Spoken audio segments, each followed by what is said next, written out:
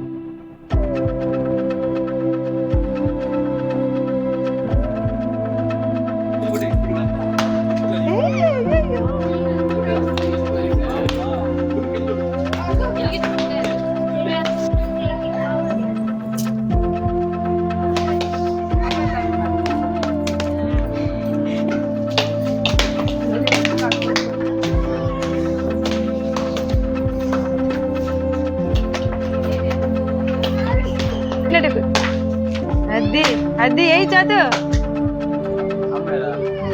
టెంకాయలు అయితే కొట్టేసాము. ఇప్పుడైతే లంచ్ చేయడానికి వెళ్తున్నాము. చూడండి వడ్డాను పాపిడి చేయని పెట్టుకుంటే లిప్ మారిపోవచ్చు. ఇప్పుడైతే లంచ్ టైం కాబట్టి లంచ్కి వెళ్తున్నాము. ఈ గుడి చుట్టుపక్కల ఎక్కడ చూసినా ఒక్క హోటల్ కూడా కనిపించలేదు. ఈ గుడిలో అన్నదానం చాలా బాగుంటుందండి. ఈ ఒక్క షాప్ లో అయితేనే ఫ్రైడ్ రైస్ అయితే చేస్తున్నారు. ఈ రోజు చాలా ఎండగా ఉందండి.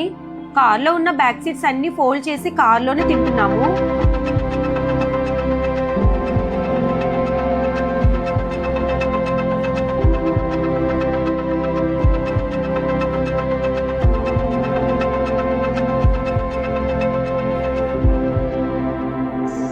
Smile please. బాగా జరిగిన దర్శనం. మా అత్తయ్య గారి ప్రేమ. ఆదిలక్ష్మి అమ్మవారి టెంపుల్ అండి. ఫస్ట్ దర్శనం అయితే చేసుకున్నాము. చాలా బాగా జరిగిన దర్శనము. దాని తర్వాత ఆదిలక్ష్మి అమ్మవారి టెంపుల్కి వచ్చాము. ఇక్కడ దీపం పెడితే మంచిదంట. వచ్చేసి శ్రీవారి పుష్కరినండి. లోపలికి అయితే వెళ్దాము. ఏ నాని బాబు, ఏ నాని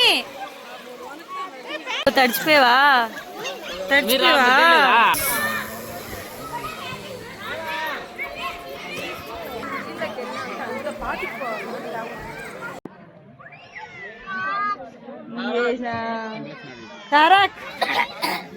ఆంజనేయ స్వామి గుడి అండి. జై శ్రీరామ్. శ్రీ స్వామివారికి మరియు అమ్మవారికి భక్తులు సమర్పించిన వస్త్రాలు. సో ఇక్కడ శారీస్ సేల్ చేస్తారండి. అమ్మవారికి కట్టిన శారీస్ ఉంటాయి కదా, సో ఇక్కడ శారీస్ సేల్ చేస్తూ ఉంటారు.